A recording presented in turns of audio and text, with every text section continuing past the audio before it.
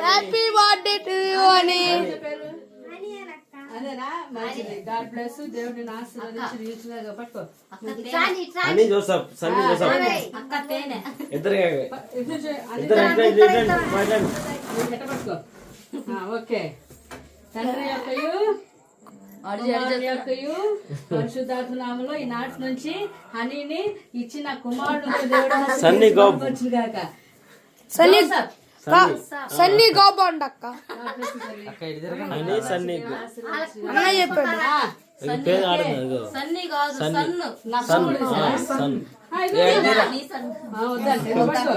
సన్ను బదులు నువ్వే తినేసి